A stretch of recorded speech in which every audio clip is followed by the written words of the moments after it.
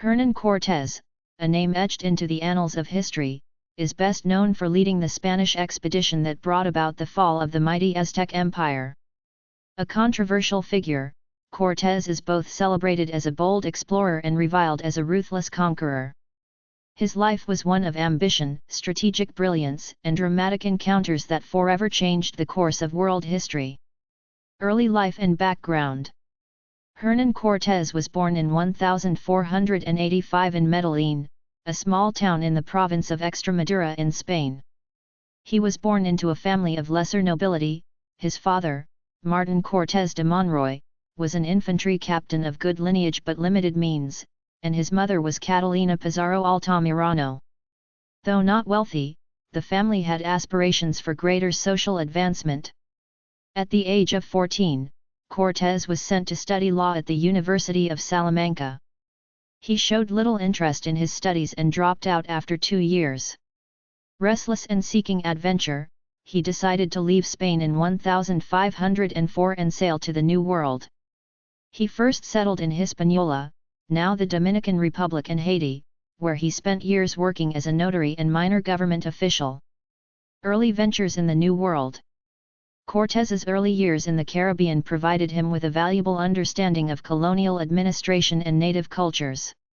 He later took part in the conquest of Cuba under the command of Diego Velázquez, the governor of the island. He quickly rose in prominence due to his intelligence, charisma, and diplomatic skills, eventually becoming mayor of Santiago, the capital of Cuba. However, Cortés's ambitions extended beyond administrative roles.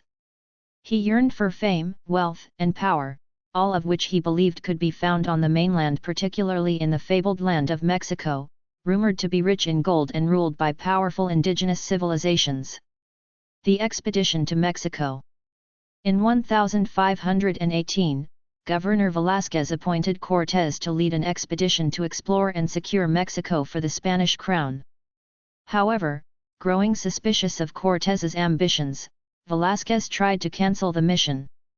Cortés defied the order and sailed for the Yucatan Peninsula in 1519 with a fleet of 11 ships, approximately 500 soldiers, 100 sailors, and 16 horses. Upon arriving in Mexico, Cortés encountered various indigenous groups. Some were hostile, but others became valuable allies. Notably, he formed an alliance with the Totonacs and later the Tlaxcalans, both of whom resented Aztec dominance. He also acquired a crucial asset, La Malinche, also known as Dona Marina, a native woman who served as translator, advisor, and intermediary. Her linguistic skills and knowledge of local customs proved invaluable to Cortés. March on Tenochtitlan and fall of the Aztecs. The most significant chapter in Cortés's life was the conquest of the Aztec Empire, ruled by Emperor Montezuma II. In November 1519, after months of diplomacy and battles, Cortés and his men entered the Aztec capital, Tenochtitlan, an enormous and sophisticated city built on a lake. Initially, Montezuma welcomed the Spaniards, believing they might be divine beings prophesied in Aztec lore. However, tensions soon escalated. Cortés took Montezuma hostage in an attempt to control the city. This strategy failed disastrously, leading to a revolt by the Aztecs in 1520. The Spanish were driven out in a brutal night of fighting known as La Noche Triste, the Night of Sorrows. Undeterred, Cortés regrouped, gathered reinforcements from his native allies, and laid siege to Tenochtitlan for several months. In August 1521, the city fell, marking the end of the Aztec Empire and the beginning of Spanish dominance in central Mexico. Cortés's victory was aided not just by superior weaponry and tactics but also by devastating smallpox outbreaks that ravaged the native population. Governorship and later years.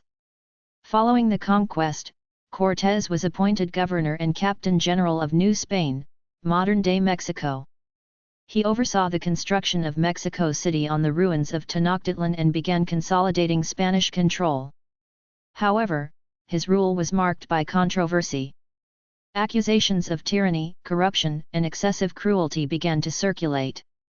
By 1528, Cortés had been stripped of much of his political power and recalled to Spain to defend himself. Though King Charles I received him with honor, Cortés never regained full authority over New Spain.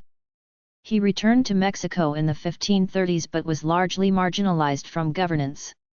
In his later years, Cortés focused on exploration, including an unsuccessful expedition to Honduras and a failed attempt to discover a Northwest Passage in the Pacific. Despite his frustrations, he was granted titles, land, and wealth. Death and legacy.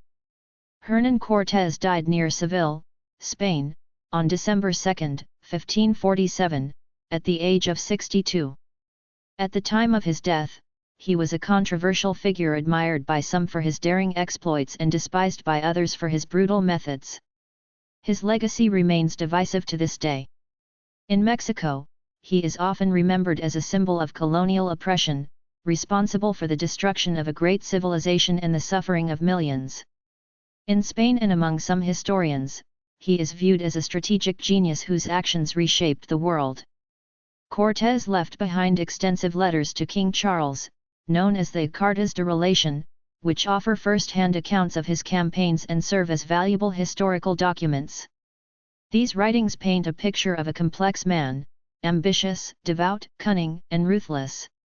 Conclusion.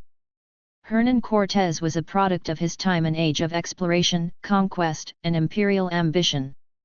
His life, filled with drama and impact, reflects the broader forces of European expansion that transformed the Americas forever. Whether seen as a hero or a villain, Cortés's role in shaping world history is undeniable. His actions not only ended the Aztec Empire but also laid the foundations for centuries of Spanish rule in the Americas. Thank you for watching. Please subscribe our channel.